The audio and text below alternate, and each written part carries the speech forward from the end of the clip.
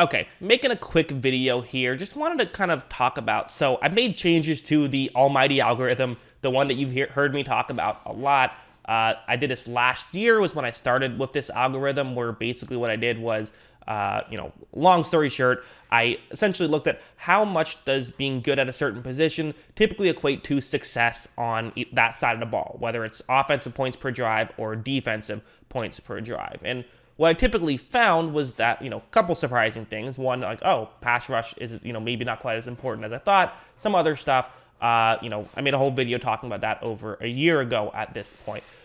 But I think I made a couple of mistakes that I'm just going to correct, and this is going to be a part of the process, right?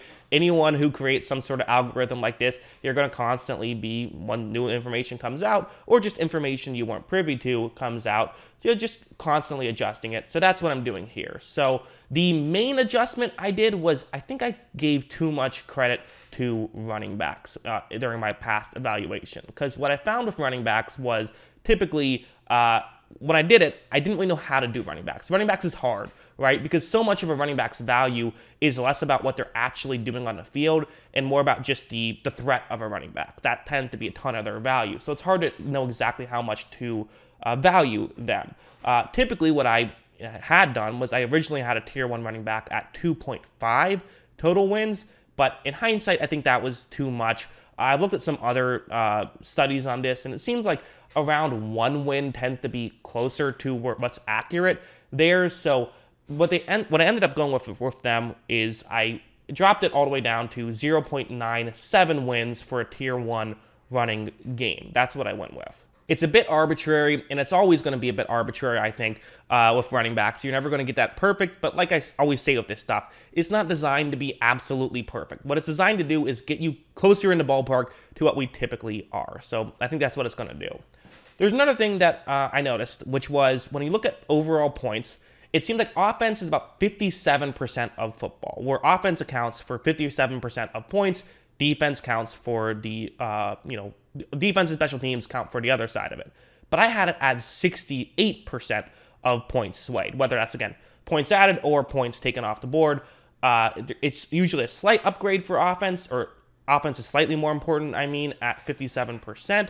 But I had it a little bit higher at 68%. But what I noticed was when I took the running backs and I kind of, dialed that back to what's probably more accurate, the offense ended up being almost exactly where it should be at that point. It was a little bit off, but not by much. So all I did with this was I kind of just adjusted it. Where, listen, if I'm taking wins away from the running back position, well, those wins have to go somewhere. So most of those went to all the defensive positions. A little bit went to the offensive positions as well, which is kind of, because again, I adjusted it to get to the point where offense now accounts for 57% of football instead of 68% like I had it. So meaning that most positions on offense just saw a minor downgrade. For example, offensive line, I had at 1.9 total wins. It now drops to 1.85. Quarterbacks, I had at 4.09 and now drops to 3.99. So small, minor details like that. But the defense, actually, we saw some significant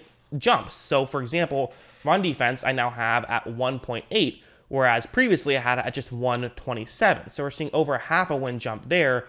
And the biggest jump we saw was coverage unit, where coverage unit I had at exactly 3 wins.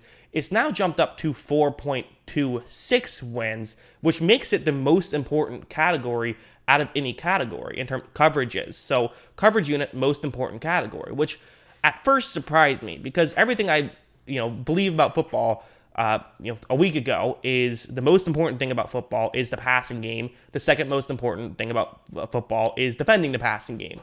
But that's still actually true once I started thinking about it because, quarterback and wide receiving together is still worth over 7 wins, which is still significantly more than a coverage unit. But, individually, a coverage matters more than one quarterback or one great receiving core. The reality is you probably need all 3 to be successful in the NFL. You look at the teams that win Super Bowls, they tend to at least be great at 2 of those 3. So that's the main thing, but it actually does kind of make some sense when you think about it. Again, there's 7 guys with the coverage unit. There's not that with receivers or quarterback. So that value is it's just getting spread out a lot. That's simply what it's doing. Anyways, finally, I'll just give you what the chart actually is in case you're interested. I know some people like to sort of, look at their own favorite team typically and say, where is my favorite team gonna, land on each of these categories? And that can be a good indicator of how much wins you'll have.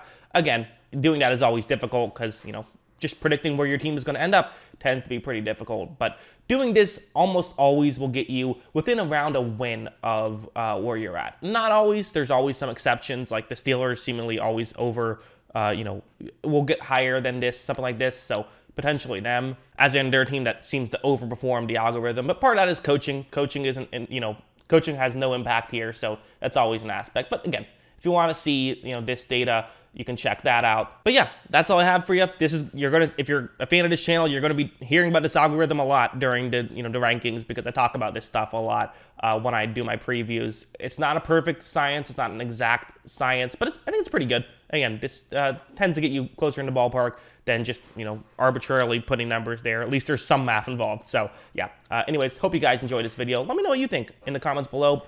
Always love hearing from you, and of course, as always, thanks for watching.